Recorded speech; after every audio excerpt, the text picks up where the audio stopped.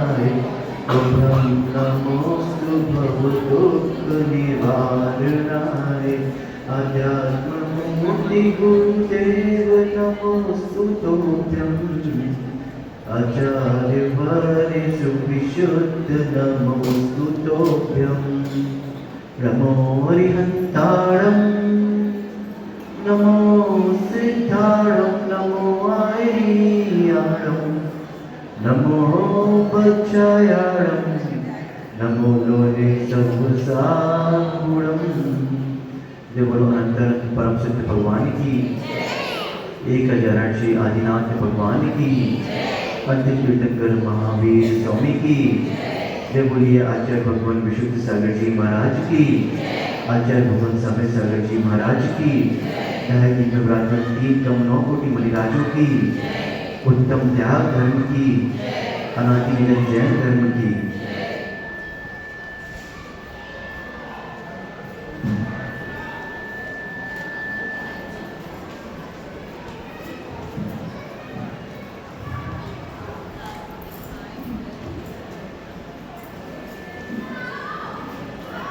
भगवान सर्व के देव ने वस्तु के वस्तुत्व का सच्चार बोल कराया है।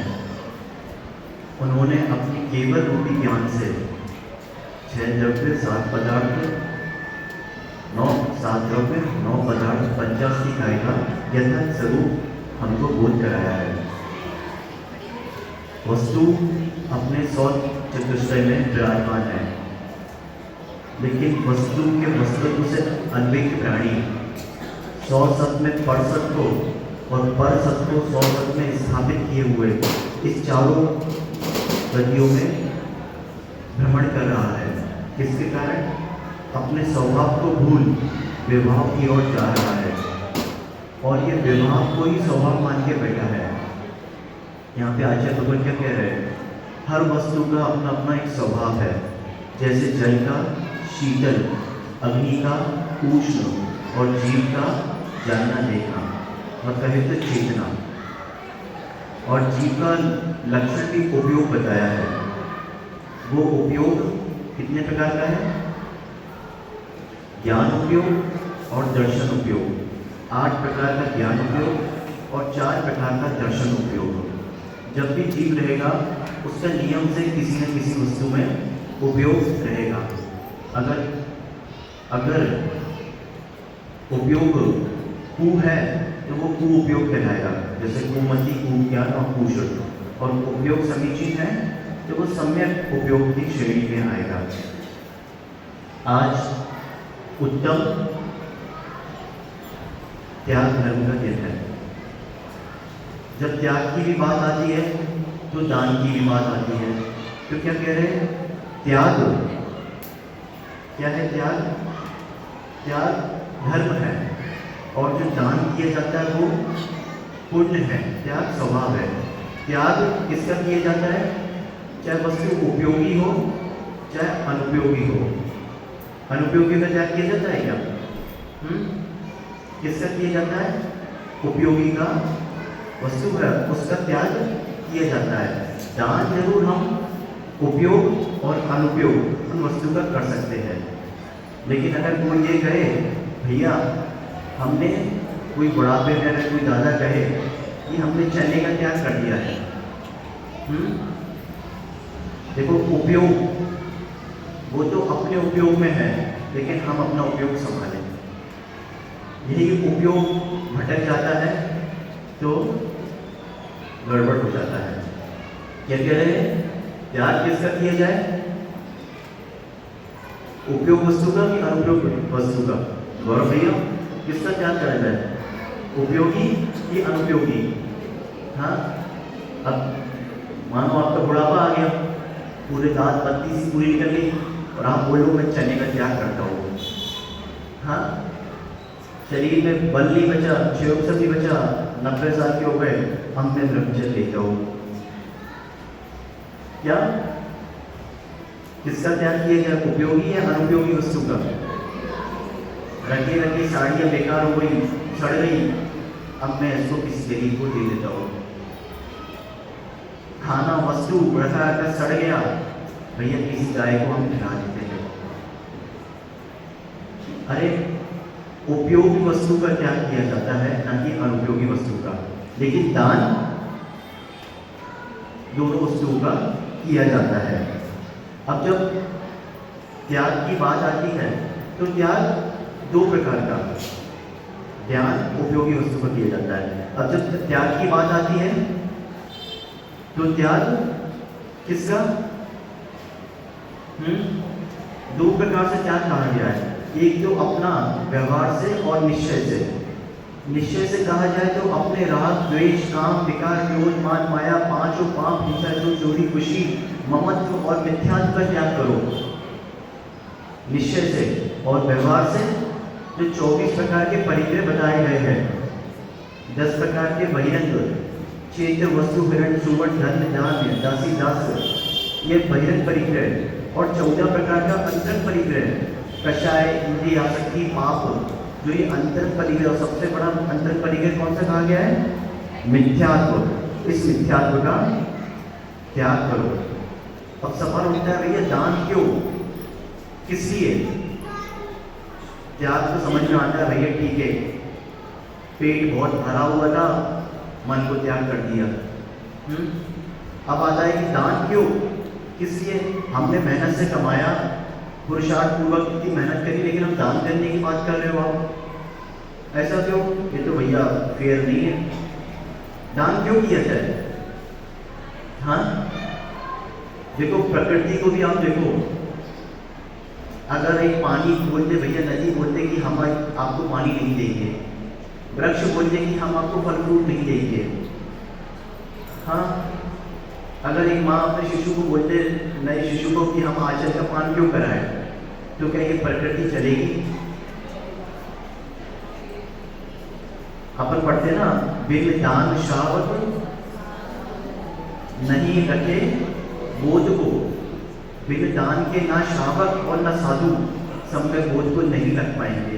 एक दूसरे के पूरक है ये, इसलिए दान इतना गहरे में कहा गया भैया इस चीज को, कि जिस भी आपने कभी नोटिस किया है, वह भैया कोई ऐसे व्यक्ति को देखा आपने जो जिसने जीवन में 1 रुपये भी नहीं कमाया, मतलब उसकी योग्यता एक फटी चटनी लेने की भी नहीं है, लेकिन करोड़पति है। ऐसे किसी वस्तु को मिले आप?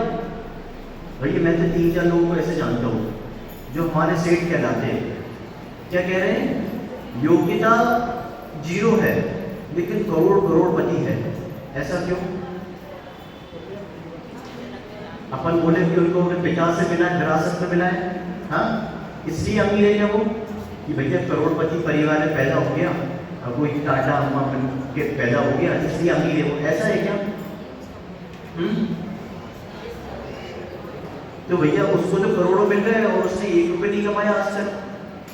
प्रत्यक्ष में क्या दिखाई दे रहा है? भैया गधा आदमी है, 10 रुपये कमाने की योग्यता नहीं है और करोड़पति दिखाई दे रहा है। मैं तो ऐसे बहुत लोगों को जानता हूँ, आपने भी कुछ देखे होंगे। हाँ, और विरासत में सब मिल गया उसको, विरासत में बिल्कुल मिल गया। तो जो चारवाक होगा वो क्या कहेगा? उसकी जो लत है, किस्मत है उसका। अरे ऐसे व्यक्ति को देख करके आप ईर्ष्या मत करना, कि भावना मत लाना, ये उसी का पुण्य है जो उसने पूर्व में संचय किया था आपने, ये उसी का पुरुषार्थ है। भाग्य भी क्या होता है?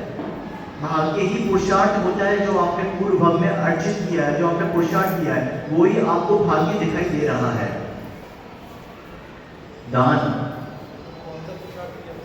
उसने नियम से, देखो उसने नियम से समीचीन पात्र को दान किया है, यथा योग्य व्यक्ति को उसने दान किया है, सम्यक पुरुषार्थ किया है, सम्यक उसका चारित्र रहा है, अथवा पुण्य का संचय किया है, त्याग तब किया है जिससे उसको ये लक्ष्य प्राप्त हुई है, नियम से दिया।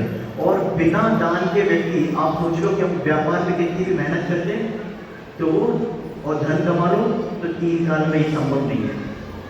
कोई व्यक्ति हम देखते हैं कि दिन पर पढ़ रहा है तब भी कुछ नहीं कर पाता, और कोई 2-3 घंटे पढ़ता है उतने भी बहुत कुछ कर लेता है।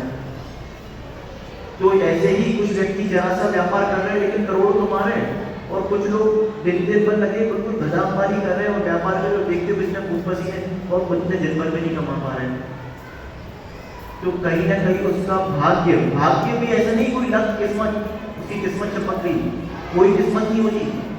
जो देव और भाग्य आपको दिख रहा है ये इसका पूर्व का ही कोई ना कोई सब कर्म का उदय है, अच्छे कर्म का, जो उदय में आ गया और उसको मिल गया।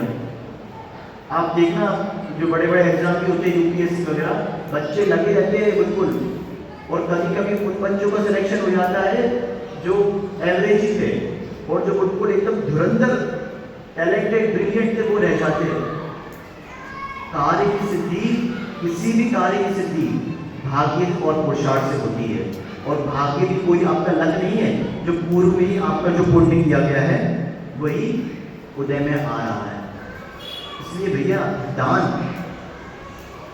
तत्वार सूत्र में आचार्य उमा स्वामी कह रहे अनुग्रहार्थ स्वस्ति सर्वो दानम, मात्र सामने वाले का कल्याण नहीं हो रहा, उसको अच्छा लाभ आपको भी हो रहा है, और सबसे ज्यादा लाभ भैया आपको ही हो रहा है, इसलिए दान कह रहे हैं।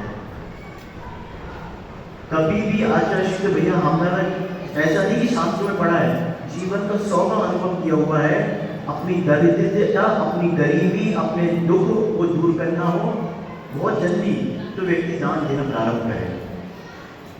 या कोई वो नहीं है लेकिन अनुभव की हुई बात है, लेकिन दान ऐसा मत कर देना कि टेंशन में आ जाओ। ये नहीं था अगर भैया 1 रुपये कर सकते हो तो करना, प्रतिदिन करना। ये कुआ भी आपको प्रतिदिन पानी देता है, इसलिए स्वच्छ रहता है, चाहे एक पानी निकालो चाहे 2 निकालो, और अगर निकालना बंद कर दोगे तो ये कुआ सड़ जाएगा, गंदा हो जाएगा। नदी भी बहती है तो स्वच्छ बनी रहती है, और रुक जाए तो वही नदी सड़ान को प्राप्त होती है।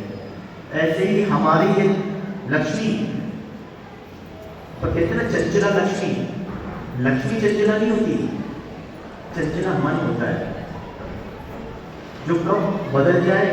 इसलिए अपने भैया समय रहते रहते कोई धन है तो उसका सदुपयोग कर दो, लेकिन बुद्धिपूर्वक। आप दान भी करो तो विवेक से, जैसे कन्या दान करते हैं ना, 100 भैया हजारों से पूछ लिया भैया कैसा है, उसका रहन सहन कैसा है, उसका खान पीन कैसा है, उसका चारित्र कैसा है, सबसे पूछ लिया बिल्कुल, तब जाके भैया कन्यादान हम करते हैं। ऐसे ही दान भी नहीं करो तो देख के समझ के सबसे खूब बजा के, और अगर एक बार और फिर एक बार कर दिया तो फिर भूल जाओ, देख के करो लेकिन कर दिया फिर भूल जाओ। जैसे मन को विसर्जन कर दिया, देखते हो क्या, या देखने जाते हो भैया मन कैसा था, गया सो गया। ऐसे ही पहले देख लो और जब कर दिया उसके बाद भूल जाओ। लेकिन दान भी हम देख के और सोच के और समझ के करें, हर कहीं दान भी नहीं करें, क्योंकि आज का समय भैया विचित्र है।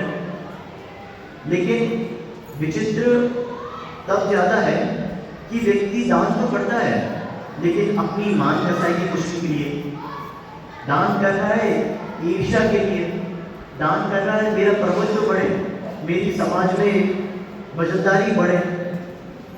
जब आज और विचित्र समय ऐसा है कि दान कर रहा है कि मैं किसी पद का अध्यक्ष बन जाऊं, समाज का अध्यक्ष बन जाऊं, मंदिर का अध्यक्ष बन जाऊं, इसलिए वो दान कर रहा है।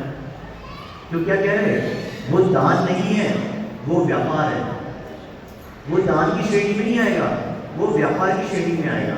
अगर किसी लालसा से, किसी इच्छा से आप दान कर रहे हो तो। और तत्वार सूत्र में एक और सूत्र आता है, विधि द्रव्य पात्र दान विशेषा तद विशेष है। दान किसको किया जाए, क्या कह रहे चिट्टू भैया, इन्वेस्टमेंट कैसा करना चाहिए,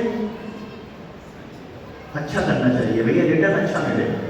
अगर इन्वेस्टमेंट पे अगर घाटा हो तो ऐसा इन्वेस्टमेंट करोगे क्या, कम से कम 1 लाख का कुछ तो मिले भाई, 10% 20% तो मिले। और अगर कोई 1 लाख का करोड़ों मिल रहे हो तो ऐसा इन्वेस्टमेंट तो छोड़ना ही चाहिए। ऐसे ही कह रहे हैं, विधि द्रव्य पात्र दान विशेषा तद विशेष है। जो उत्तम पात्र है, मुनि महाराज आदि, देखो वो इतनी तप साधना कर रहे हैं और हमारा थोड़ा सा कुछ उनके सहायक बन जाएगा तो उनके माध्यम से हमारा भी कल्याण हो जाएगा।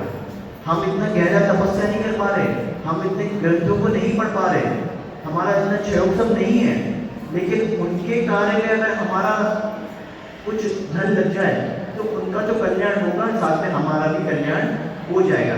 लेकिन भावना ये नहीं करे कि हमको भी कुछ रिटर्न में मिले, ऐसी भावना नहीं पाए। अपेक्षा नहीं रखते किसी भी प्रकार की।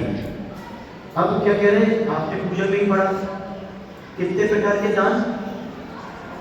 4 प्रकार के, आहार, औषध, अभय और शास्त्र। चारों दान की अपने आप में एक, ऐसा नहीं कि कोई दान है, चारों दान अपने आप में निपुण है, सबकी अपनी अपनी योग्यता है और महत्वता है।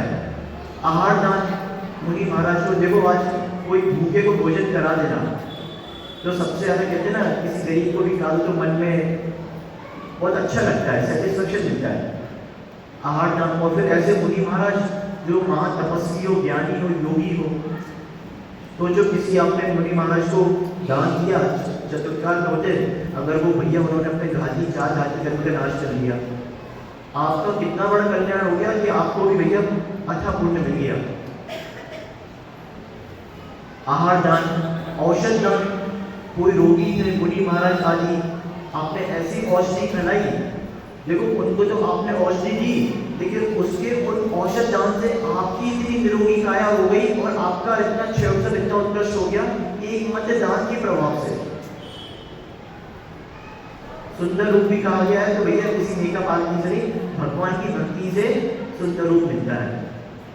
आपने कर्म सिद्धांत पे कभी विचार नहीं किया भैया ऐसा क्यों है कि मेरे पास, कोई बोले गरीब क्यों है, कोई सोचे अमीर क्यों है, कोई कुरूपी क्यों है, कोई रूपवान क्यों है, कोई धनवान क्यों है? ये कर्म सिद्धांत पे आपने कभी विचार नहीं किया भैया ऐसा क्यों? ये मेरे से ज्यादा, इसकी योग्यता इतनी क्यों है, मेरी योग्यता इतनी कम क्यों है? कभी कर्म सिद्धांत पुण्य पाप ऐसा होता क्यों है? ये व्यक्ति के ही शोक अशोक कर्मों का फल होता है। आज दान की बात आई है, तो दान से ही व्यक्ति अपनी गरीबी, हीनता को नष्ट कर सकता है। इसलिए दान भी करें तो बहुत समझ के करें। अब मंदिरों में दान तो भैया दे देता है व्यक्ति बहुत से प्रकार का, लेकिन सबसे बड़ा दुर्भाग्य आज ये देखा गया है भैया, व्यक्ति दान तो कर रहा है 4 प्रकार के, लेकिन समदत्ति, दयादत्ति, पात्रदत्ति, इन दानों को भूल ही गया है। ये क्या होता है? उत्कृष्ट दान करो, लेकिन समदत्ति, पात्रदत्ति, अरे आपके ही घर परिवार में कोई व्यक्ति हो, भाई हो, हाँ, कोई बुआ आदि का आपके परिवार में हो, आपकी समाज में हो, आपके देश में हो, और कोई भी ये जीव द्रव्य तो है, अगर वो बढ़िया धर्मात्मा है, देखो 10 प्राण कहे गए और 11वां प्राण किसको कहा गया है? धन को। अगर कोई व्यक्ति धन के अभाव से धर्म से युक्त होता है, कोई भी व्यक्ति धन के अभाव से धर्म से युक्त होता है, तो उसको भी कहा गया है कि भैया उसको भी धन दे करके वापस से उसका स्थितिकरण करके उसको वापस धर्म में लगाया जाए। लेकिन आज मंदिरों में तो करोड़ों लाखों रुपए दे देंगे, लेकिन घर में ही किसी का भाई या चाचा, बेटा, फूफा, घर के समाज का वो तड़प रहा है धर्म के अभाव में, उसका धर्म छूट गया धन के अभाव में, धन के नुकसान में, लेकिन उसकी कभी भी कोई चिंता नहीं करता। ये कमी है, उस कमी को हमें पूर्ण करनी चाहिए, क्योंकि अगर वो भी धर्म के मार्ग पर लग जाएगा पुनः, तो ये मानना कि आप भी उसमें से अच्छा। देखो कुछ भी कर्म सिद्धांत ऐसा होता है कि अगर छुटके से भी मंदिर में अगर 1 रुपये भी डालोगे ना, तो वो ज्ञान में है और उसका प्रभाव मिलेगा। और मंदिर की पेटी से अगर 1 रुपये भी निकालोगे ना, तो निर्माल्य का ऐसा पाप लगेगा कि तुरंत उसका फल मिलेगा। इसलिए जो समदत्ति, दयादत्ति कहा गया है, आपका ही कोई सहधर्मी कोई व्यक्ति हो, उसको भी अगर धर्म से विचलित हो रहा है, धर्म के अभाव में, तो जैसे बने तैसे उसका स्थितिकरण करो। 4 दान दो, लेकिन ऐसे भी कोई दया का पात्र, कोई गरीब है बेचारा, हाँ, उसको भी दान दो। अगर कोई भूख भिखारी आया है, उसको भी यथा योग्य दो, ऐसा नहीं, यथा योग्य। ऐसा नहीं कि आपको पता चला पैसे दे दिए हो और आपके पैसे देकर के जुआ दारूबाजी में उड़ा रहा है। इन सब बातों का हम ज्ञान रख करके ही उन संपत्ति की दया दत्ती और पात्र दत्ती को भी दान दे। अब ये दान की बात हो गई। अब जब त्याग की बात आती है तो क्या कहा जाता है गौरव भैया? जब त्याग की बात आती है, नियम की बात आती है, तो ऐसे कहते हैं निरअतिचार पूर्वक। कोई भी नियम लो तो निरअतिचार, मतलब उसमें अतिचार नहीं लगना चाहिए। किसी भी प्रकार का नियम लो उसमें दोष नहीं लगना चाहिए। किसी का भी त्याग करो, जैसे आपने सोच रात्रि भोजन का त्याग कर दिया, आपके मन में विचार आया कि पानी पी लूं, पानी पी ले क्या भैया, तो ये क्या हो गया? अति कर। जब आप बड़े पानी पीने के लिए, वो क्या हुआ? गति कर और पानी पीने लगे तो वो हो गया अतिचार। और अब बोला अब तो मैं पापी हो ही चुका हूँ, अब तो पानी खूब पियो, तो ये हो गया अनाचार, मतलब पूर्ण रूप से अपने व्रत को भंग कर लिया। ये अति कर, व्यतिकर, अतिचार, अनाचार, ये 4 प्रकार के दोष बताए गए हैं। इसलिए क्या कह रहे हैं? कोई भी नियम लो तो वो कैसा लो? निरअतिचार पूर्वक, उसमें किसी भी प्रकार का अतिचार नहीं लगे। अब हमारे गौरव भैया ने एक नियम लिया। क्या नियम लिया? कि रात में 4 प्रकार के आहार का त्याग करेंगे। क्या नियम लिया भैया आपने गौरव भैया? कि रात में 4 प्रकार के आहार का त्याग आपने नियम ले लिया। अब एक दिन पता चला व्यापार में बहुत उलझ गए, अब दिवाली वगैरह सीजन का टाइम हो तो व्यक्ति को कुछ दिखाई देता, धन के आगे पूरा दिन निकल गया, 7 बज गए, आप पानी भी नहीं पी पाए, पानी तो छोड़ो भोजन भी नहीं कर पाए कुछ भी।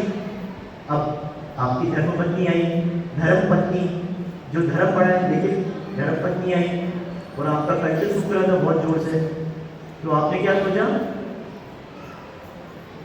क्या सोचा आपने कि भैया प्यास तो बहुत तेज लग रही है और पत्नी कह रही है पी लो, पानी पीने में क्या जा रहा है, अन्न कोई नहीं खिला रहा है आपको, तो उन्होंने भैया चलो ठीक है पानी तो पीना है, पी लेते पानी। जबकि नियम क्या दिया था? निरअतिचार पूर्वक पालन करूंगा। भैया पानी पी लिया, अब और फिर धर्मपत्नी आई, पानी तो पी लिया है, अब कुछ खाया तो है नहीं तुमने, दूध और पी लो।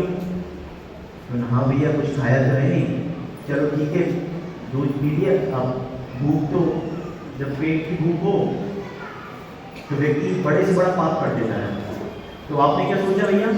अन्न तो नहीं खाना, दूध पी लेते बस, चलो भैया दूध चालू हो गया। लेकिन नियम क्या लिया था? निरअतिचार पूर्वक पालन करूंगा। लेकिन पानी भी पी लिया, दूध भी पी लिया।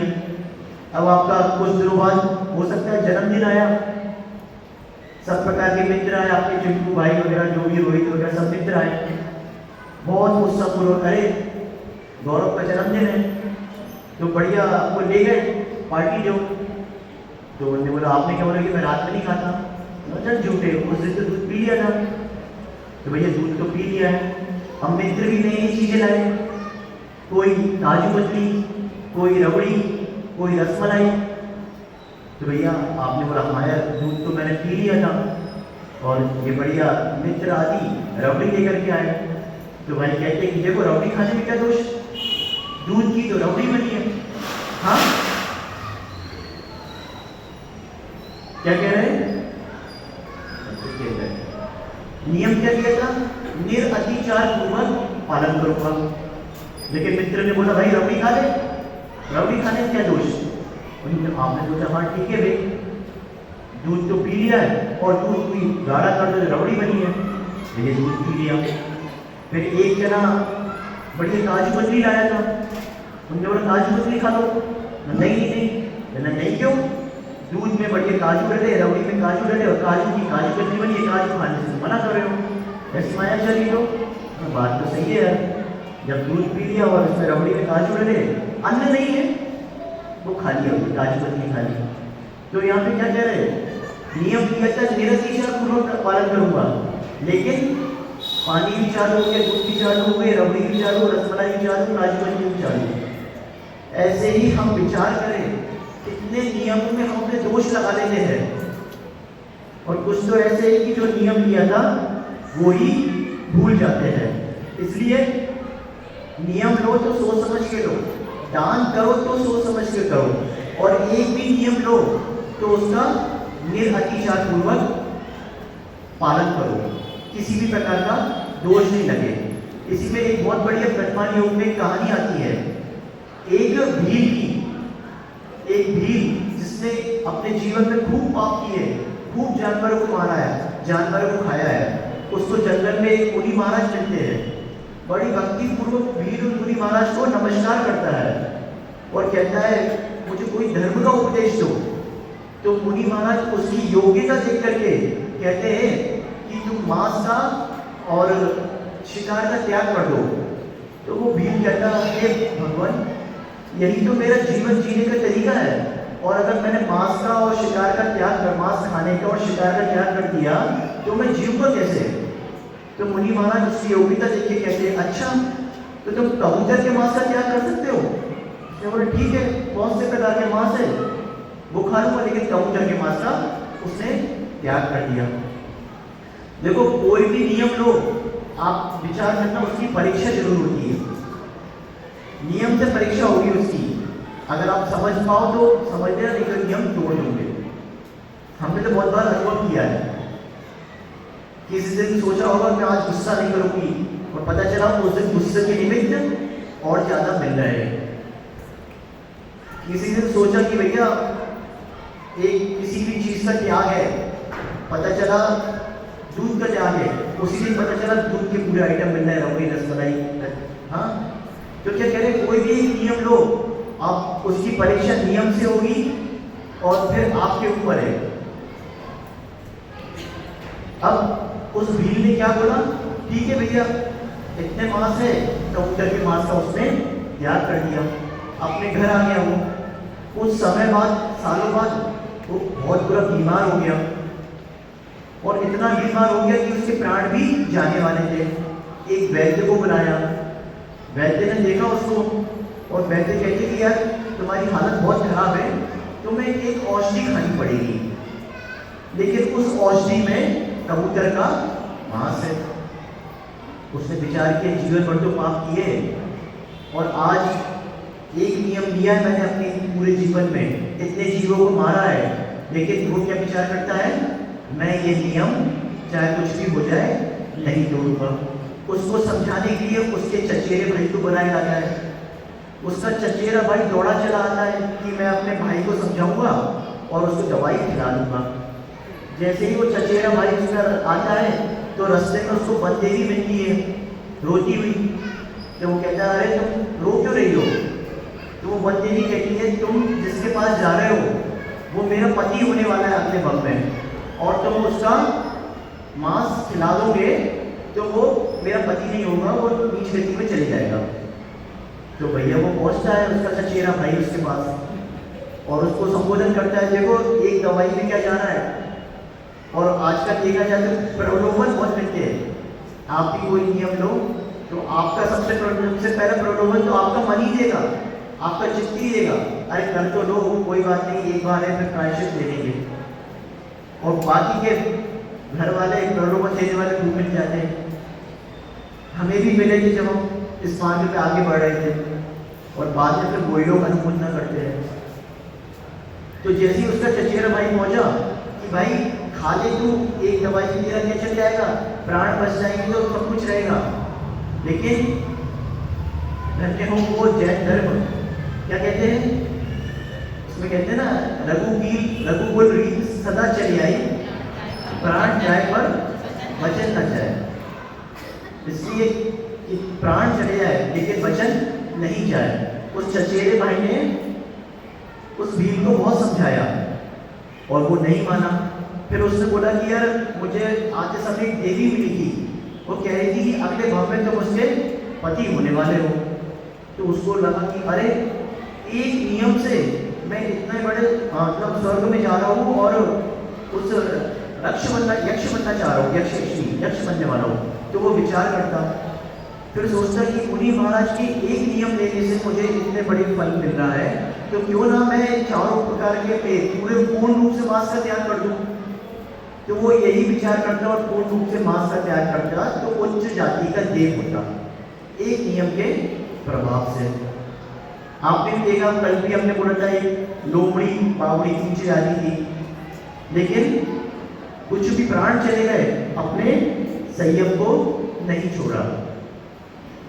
इसलिए ज्यादा नियम नहीं दे पा रहे हो तो उसकी चिंता मत करना, लेकिन जितने भी नियम लो निरतिचार पूर्वक उनका पालन करना, किसी भी प्रकार का दोष हमारे नियम में नहीं लगेगा। त्याग, आज त्याग का दिन है, मतलब बड़े से बड़े, चाहे इंद्र हो, चाहे नरेंद्र हो, चाहे तीर्थंकर भी क्यों ना हो, इतनी विभूति होने के बाद भी ऐसी कोई वस्तु नहीं है जो उनके पास हो नहीं, ऐसे कोई सुख के साधन नहीं है जो उनके पास हो नहीं। आपने चक्रवर्ती का नाम सुना है? ऐसा कहते हैं एक राजा, राजा समझते राजा क्या होता है?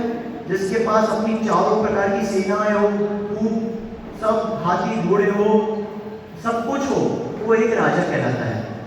राजा के ऊपर क्या होता है? अधिराज। अधिराज किसे कहते हैं? जो 500 राजाओं का स्वामी होता है, राजाओं का स्वामी, उसको अधिराज कहते हैं। 1000 राजाओं का स्वामी महाराज कहते हैं। 2000 राजाओं का स्वामी अर्धमांडलिक। 4000 राजाओं का स्वामी मांडलिक। 8000 राजाओं का स्वामी महामांडलिक।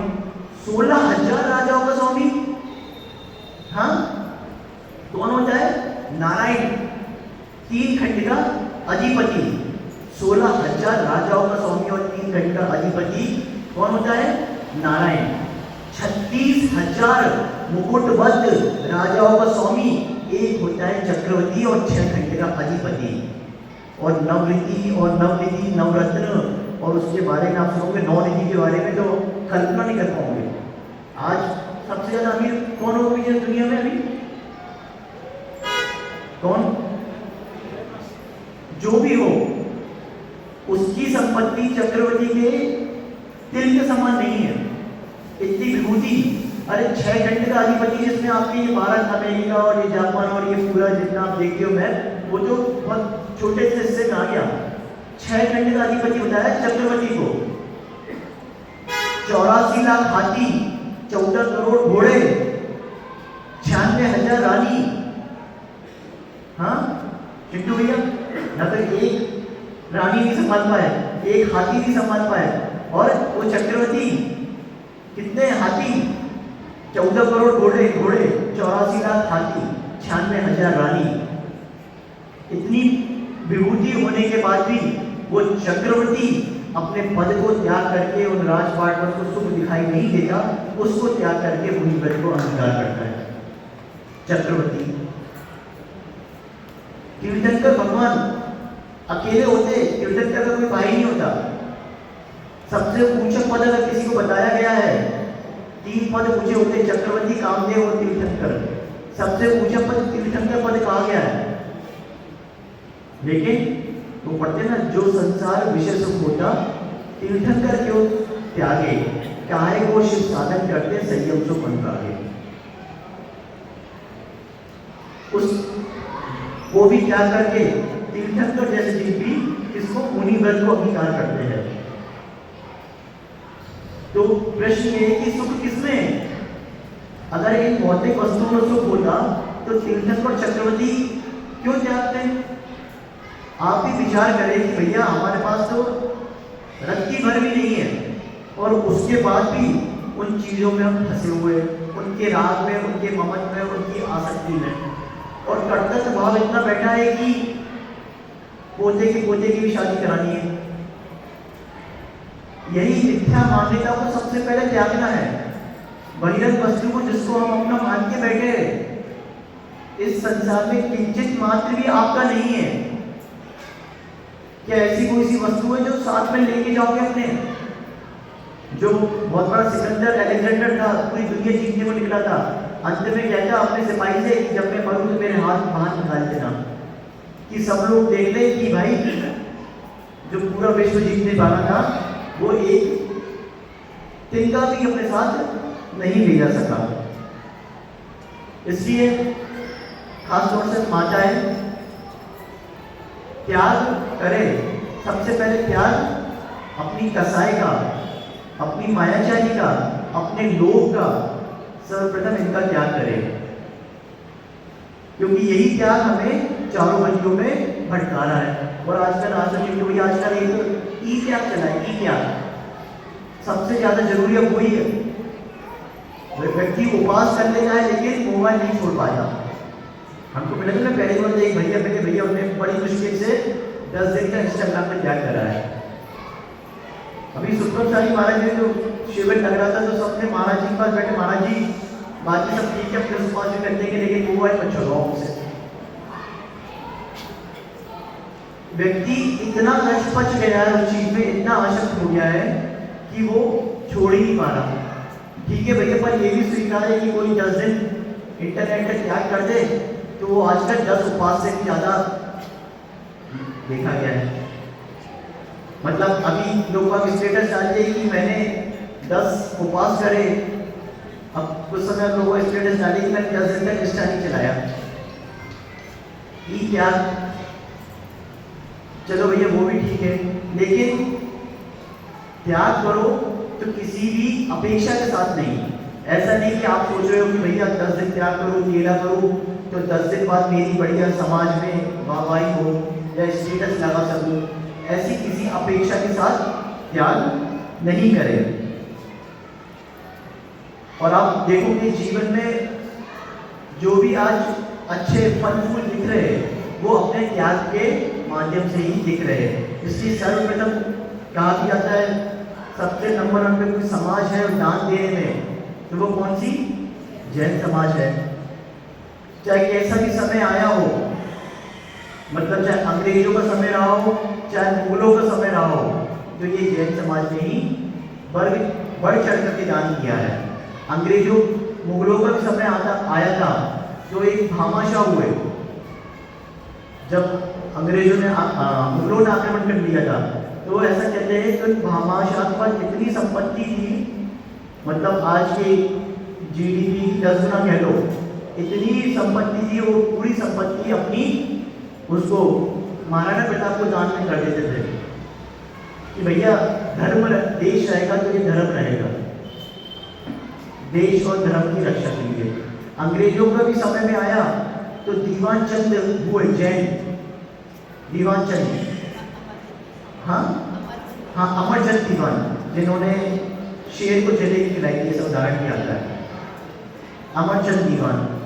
तो अंग्रेजों के समय में भी जो ग्वालियर का पूरा राजकोष था, उन्होंने बोला देश पे आक्रमण हुआ जब पूरा राजकोष, और पहले ये कहा कि पहले सबसे पहले मैं अपनी पूरी संपत्ति दूंगा और उसके बाद ये राजकोष की पूरी संपत्ति।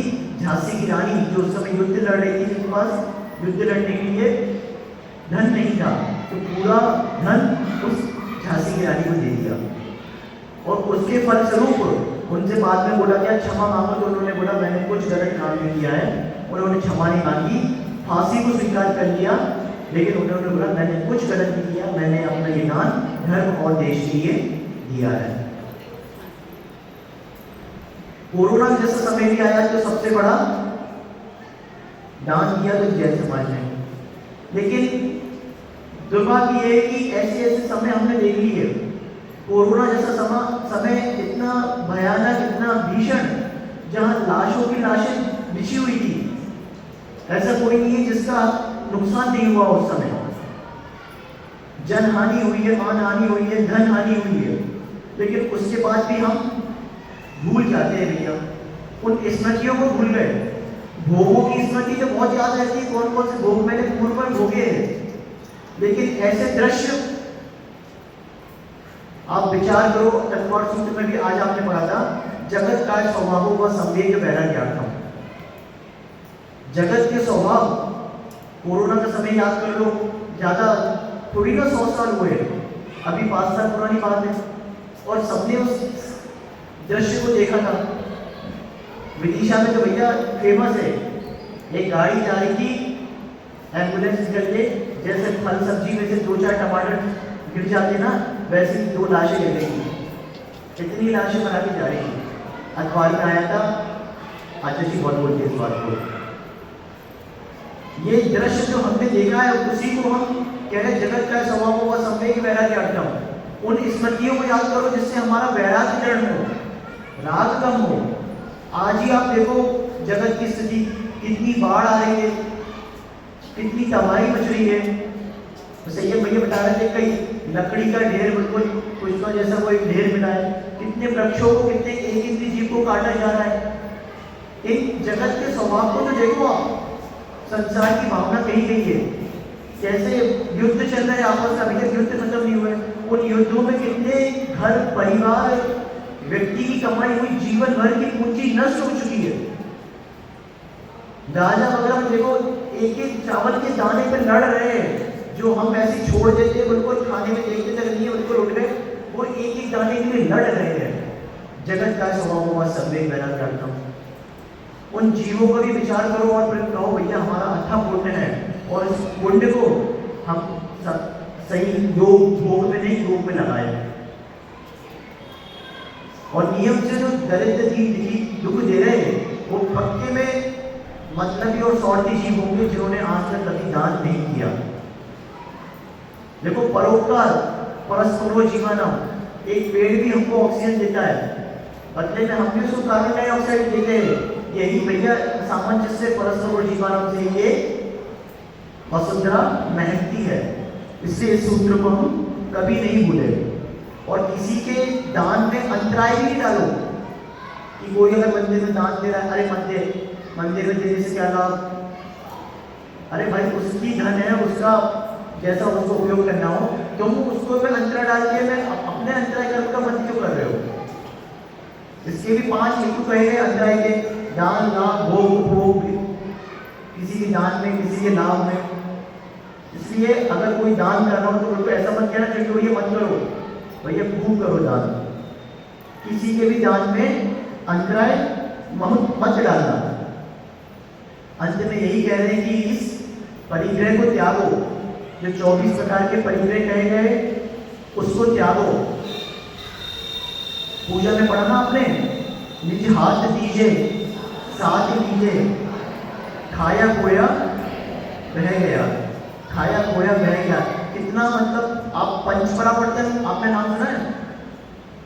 इस पंच परावर्तन में देखा जाए तो हमने इतना भोगा है, इतना भूख खाया है, इतना खाया है कि सुमेरु पर्वत जैसा वो मल का पहाड़ खड़ा हो जाए, मल का पहाड़। लेकिन आज तक ये कृष्णा की खाई नहीं भरी। इसलिए इस त्याग धर्म को समझे और प्रथम अपने मिथ्यात्व का त्याग करें, अपनी कसाई का त्याग करें, अपने महत्व का त्याग करें, निश्चय से, व्यवहार से। जो भैया आपकी जो चंचला लक्ष्मी है उनको भी यथायोग, ऐसा नहीं कि बिल्कुल 1 रुपये का दान करें, लेकिन नियम से। देखो संस्कार, जापान में एक चीज होती है काइजेन, उसका मतलब होता है कि हर दिन प्रतिदिन एक चीज करना जिससे उसकी आपकी हैबिट हो जाए। तो ऐसे ही भैया 2 रुपये का दान दो, 10 रुपये का दान दो, लेकिन ये दान के संस्कार अपनी आत्मा में लेके आओ। ना जाने कब ये दान हमारे को फलित होकर के, विचार करो एक कौंडिश गाय चराने वाला, बकरियां चराने वाला, एक शास्त्र को दान दिया था और उस शास्त्र के फल से इस पंचम काल के महान कुंद आचार्य हुए एक दान के प्रभाव से, जिन्होंने इतने महान आध्यात्म शास्त्र, समय सार, नियम सार, अष्टपाहुड़, रहन सार आदि, उनका आज शास्त्र नहीं हो तो अध्यात्म से ये जैन दर्शन शून्य हो जाए, एक शास्त्र दान के प्रभाव से। कम से कम हम कह रहे ना, अगर हम महाव्रती नहीं बन पा रहे तो उन महाव्रती की तपस्या में सहयोग करें, और वो भी नहीं कर पा रहे तो कम से कम अनुमोदना करें, और अगर वो भी नहीं कर पा रहे तो कम से कम कुछ अच्छा कार्य हो रहा तो उसका विरोध तो ना करें। आज अगर कोई अच्छा काम करने जाए तो पहले लोग टांग खींचने पहले आ जाते हैं। दूसरों की यशा कीर्ति तो सहन होती ही नहीं है। अगर कोई अच्छा कार्य आप भी करना चाह रहे हो, लेकिन अगर किसी दूसरे ने कर लिया हो तो इसने कैसे कर लिया, इसके दिमाग में कैसे आ गया, ये तो मुझे करना था। ईर्ष्या और यशा कीर्ति की भावना इतनी भरी हुई है कि दूसरा अच्छा कार्य भी कर रहा हो तो उसके टांग खींचो पहले। इसलिए कह रहे अच्छा नहीं कर सको तो अनुमोदना कर लेना, और अनुमोदना भी नहीं कर सको तो कम से कम जो कर रहा है उसकी टांग मत खींचना। अंत में उमा स्वामी जी यही कह रहे, बहु आरंभ परिग्रह नारकस्य, बहु आरंभ करने से, बहुत परिग्रह करने से नरक गति का बंध होता है। पूजा में पढ़ा था आपने परिग्रह 24 वेद मुनिराज को त्याग करें, लेकिन हम भी यथा योग्य उसको त्याग करें और परिग्रह प्रमाण व्रत ले, जितनी अपनी इच्छा है, जितना भोग सकते हैं उसका नियम ले, और बाकी विषयों का त्याग करें और दान करें। त्याग के विपरीत दान करें, और कम से कम कुछ त्याग, जैसे रात्रि भोजन। चिंटू भैया, धर्म की शास्त्र की कोई बात नहीं कर रहा हूँ, अनुभव की बात बता रहा हूँ। रात्रि भोजन का त्याग का प्रभाव, उसका फल बहुत विशाल है, और व्यक्ति को कुछ देखो, कुछ नियम ऐसे होते हैं जिनका फल तत्काल में मिलता है, कुछ लंबे समय में मिलता है। तत्काल का फल अगर आपको किसी का चाहिए हो, एक दान और एक रात्रि भोजन त्याग, आप अनुभव कर लोगे भैया कि मेरी जीवन में परिवर्तन आ रहा है, मेरे दिन बदल रहे हैं मात्र दान से और रात्रि भोजन के त्याग से। इसलिए प्रत्येक, देखो ये हमारे कुलाचार है, ये तो हमको खून में है, रात्रि भोजन त्याग। गरिष्ठ बाहर के जो पदार्थ ठीक नहीं, गरिष्ठ है या तामसिक भोजन है, उनका त्याग। और रात्रि भोजन त्याग आचार्य जी बहुत बार कहते हैं प्रवचन में, लगभग हर चौथे प्रवचन सुनने आता है, अपनी गरीबी को दूर करना हो और अपने स्वास्थ्य को ठीक करना हो। देखो हम परमार्थ के लाभ तो बता ही नहीं रहे कि भैया परमार्थ का क्या लाभ है, वो तो उसका अपने आप में बहुत बड़ा फल है, लेकिन साक्षात जो लाभ आपको देखने में मिल रहा है, परमार्थ का जो लाभ है ही, लेकिन साक्षात, और इसके फल से मैंने महसूस किया है कि आज तक भैया किसी भी प्रकार की रोग या डॉक्टर के नहीं जाना पड़ा, एकमात्र रात्रि भोजन के त्याग से। शुरू में थोड़ा आपको लग सकता है कि विचलित हो रहे हो, भैया कि कुछ नहीं खाए, कैसे नहीं खाए, लेकिन आप देखना शरीर में कहते हैं ना 21 दिन तक किसी नियम को पालन कर लो, फिर बॉडी भी उसको अडॉप्ट कर लेती है वैसा कि हाँ शुरू में दिक्कत थोड़ी सी रहेगी, लेकिन इसका जो फल मिलेगा वो महाफल होगा। और फिर अपन ने पढ़ा है, एक भी नियम लो उसका निरतिशत पालन करो, जो बड़े से बड़े पद को दिला सकती है। इसलिए काय मिला है, तन मिला है, इनको भोगों में ना लगा करके योग में लगाओ, वही कार्यकारी है। भोग भोगते हुए जो पूरा जीवन कितनी पर्याय निकल चुकी है, जिस स्त्री पर्याय की चाह करी है वही स्त्री पर्याय आप असंख्यात बार धारण कर चुके हो। जिस स्त्री पर्याय के पीछे, काम सेवन के पीछे आप मरे जा रहे हो, वही स्त्री पर्याय आप असंख्यात बार धारण कर चुके हो, वही पुरुष पर्याय आप असंख्यात बार धारण कर चुके हो, अनंत बार धारण कर चुके हो, लेकिन एक बार भी रत्नत्रय धर्म को धारण नहीं किया। अंत में हम इस रत्नत्रय धर्म को धारण करें और अपना आत्म कल्याण करें। जय बोलिए उत्तम त्याग धर्म की, आचार्य भगवान विशुद्ध सागर जी महाराज की। चलिए प्रश्न लेंगे।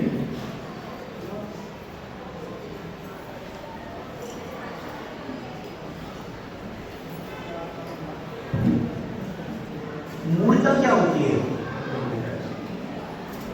मूर्ता और कोई?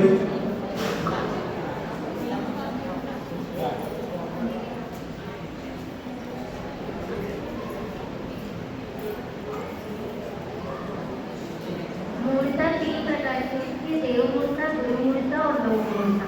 देव मूर्ता मतलब कि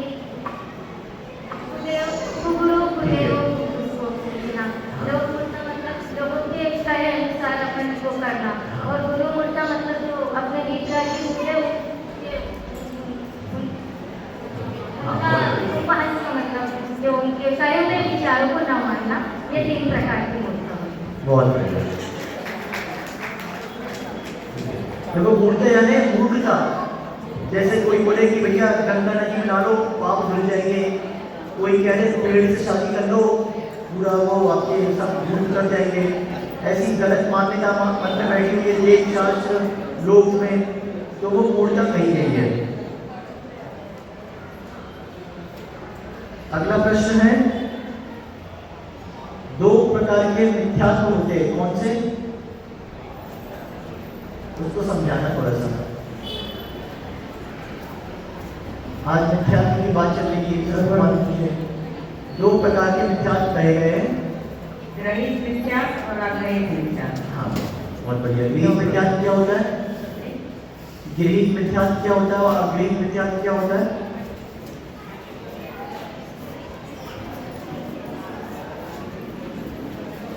बगल में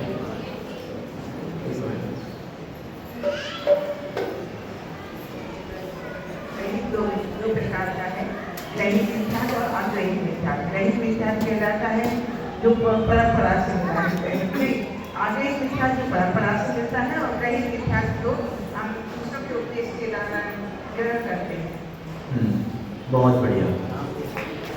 मिथ्या के दो प्रकार के, अग्रहित ज्ञान जो संस्कार से बैठा है हमारे मन में, बस बिल्कुल मिथ्या को पैदा लेके हुए, और गृहित मिथ्या नए नए मिथ्या को बांध रहे हैं, जैसे कुछ भी गुरुदेव को मानना, या इस भगवान को मानो, उस माता को मानो, इनके हमारे दुख दूर हो जाएंगे। तो ये नए नए प्रकार के गृहित मिथ्या को जानना बहुत बढ़िया। व्रत भंग करने के लिए कोई भी नियम हो तो उसमें 4 दोष कौन कौन से होते हैं? हमने प्रवचन में भी बोला था।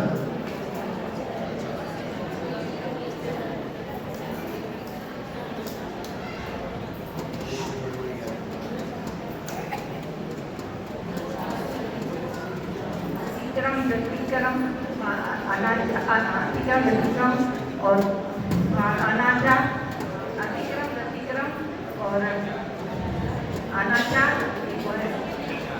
अतिक्रम, व्यतिक्रम, अतिचार, अनाचार। बहुत बढ़िया। देखो समझा चुके ही हम ये क्या होता है ना?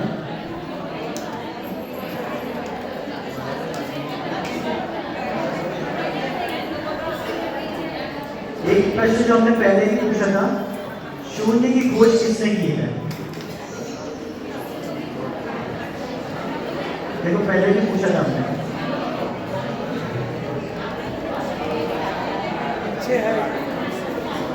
पीछे भी बता सकते हैं।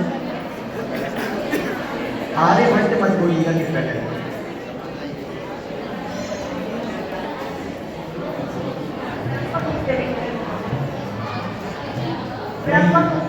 नहीं, गूगल करो तो सबसे पहले वही आता है। नहीं,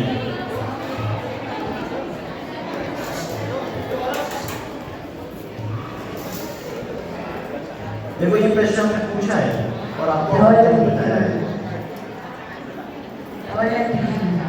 हाँ गलत बता रहे हैं थोड़ा।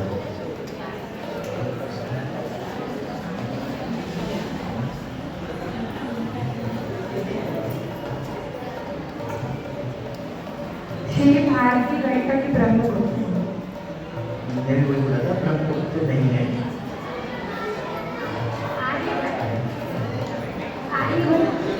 नहीं,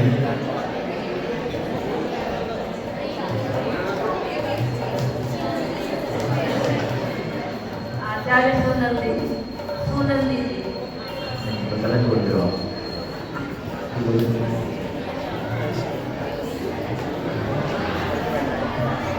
कोई नहीं है, पहले ही हो जाएगा। आचार्य सर्वनंदी।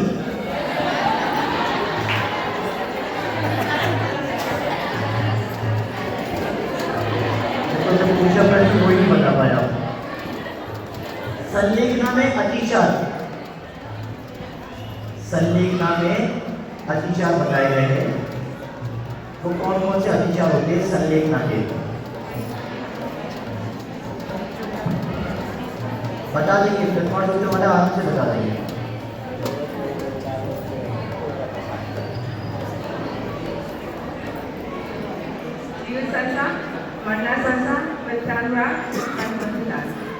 बहुत बढ़िया। जीने की इच्छा, मरने की इच्छा, मित्रों का राग, सुख का बंध और निदान, यानी भोगों की आकांक्षा। बहुत बढ़िया, चलिए हो गई। हमारे यहाँ एक बच्चों से प्रश्न। शिंदू भाई बच्चे हैं। चलिए फिर चिट्टू भैया पंचवालकी के नाम बताइए चिन्ह सही।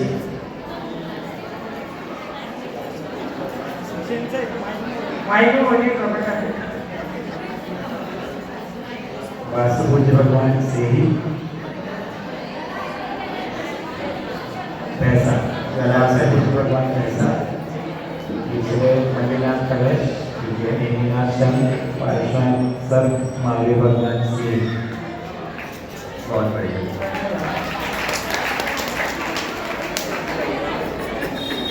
चलिए जिनवाड़ी स्तुति करेंगे।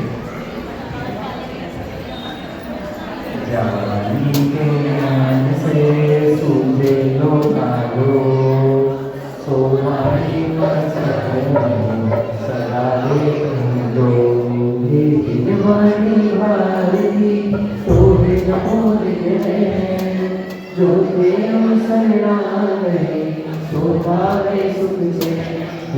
भजो हरे रंग को गुरु सेवा दया धर्म पालो सदा, यही मोक्ष का फल। सब मंत्रों में श्रेष्ठ है महामंत्र डरता, इसीलिए सब महामंत्र